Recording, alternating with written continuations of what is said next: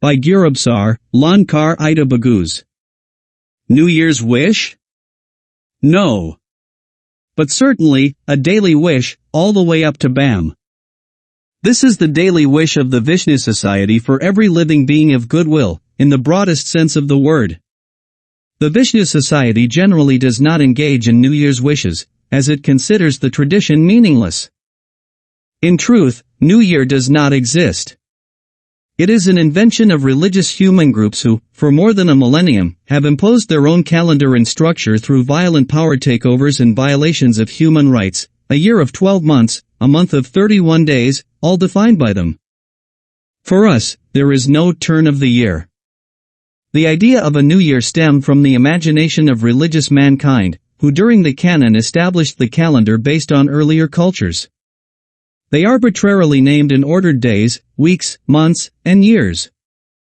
To us, the day after December 31st is just another day, like any other.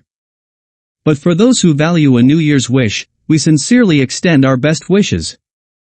The so-called New Year, which captivates so many, is in essence nothing more than the everyday transition from one day to the next. It is neither special nor sacred. Yet each year it is exaggerated by the commercial sector, which profits greatly at the expense of a gullible population that goes into debt for superficial pleasure. Moreover, the religious world order has unlawfully appropriated the histories and wisdoms of ancient peoples, distorted them, and organized them into religious frameworks. The names of days, months, and years are religious constructs. The Vishnu Society, on the other hand, considers every day to be a New Year's Day, a day on which life can be celebrated, including one's own birthday. Every day is a new day to continue living. Every day is equally short and equally long. After each day, another one follows. Life is short and can end at any moment. No one knows when, at what time, or on what day their life will end. Every living being survives by the grace of nature and is inseparably connected to it. So do today what you want to do, because tomorrow may be too late. Earthly nature, and everything it encompasses, is itself encompassed by the universe, the all-embracing nature to which everything is subject. Body and mind are one and both materials. Mind atoms direct the atoms of the body. The individual spirit lives by the superspirit, the air, because the difference between life and death is breath. Note: Individual spirit equals every living being, human, animal, insect, plant, etc. Mind atoms equals the Earth's electrical impulses that make life possible. Atoms of the body equals the functioning organs. Superspirit equals oxygen, breath, air. Everything that lives and grows on this planet belongs to nature. Humans also originate from it, and every living being is inseparably dependent on it.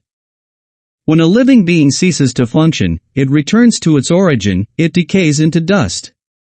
The body decomposes into building blocks, because everything is made of dust and will return to dust, no matter how some might wish it otherwise.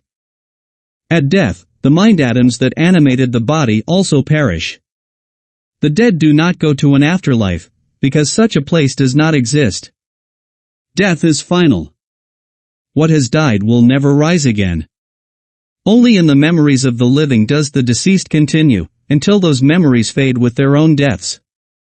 Those who truly wish to live forever must immortalize themselves in history books and textbooks, so future generations remember their thoughts and contributions.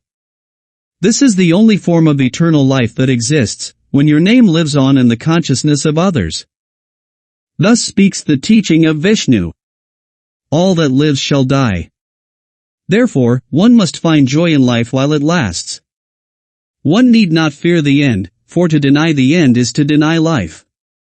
Only by embracing life can one give it meaning. The so-called eternal life, according to the Bible and other religious scriptures, is nothing but fantasy. What has perished does not return, at most in an abstract or symbolic form. There is no afterlife, no heaven, no hell, no supreme being that judges, and no religious code granting access to a fictional religious world. Sadly, the inventors of God, heaven, and hell left the rest to the imagination of their followers, who now wander helplessly in a bottomless pit. The afterlife, angels, demons, and all other religious creations from the Bible, Quran, Bhagavad Gita, Torah, and other holy books belong to the ultimate fantasies of religious mankind. Thus speaks the teaching of Vishnu. It is better to live a meaningless life without lies than to waste a meaningless life on religious fairy tales and mental enslavement to a non-existent authority. Every living being carries within it the temporary life and the eternal death. Life exists everywhere, in flora, fauna, humans, and even in things. Life is in everything.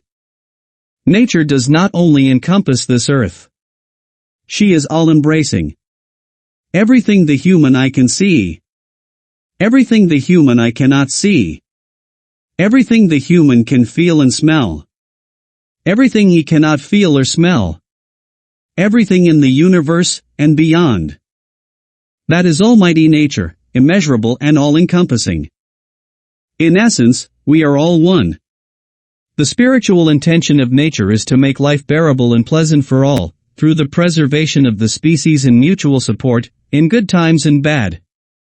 But those who live by the motto "we are the chosen people" or me, and the rest can rot, deserve no place among the living. That is why the Vishnu Society wishes every living being that is well disposed to her, in advance, every day, good health, a long life, love, wealth, and success on the path of life.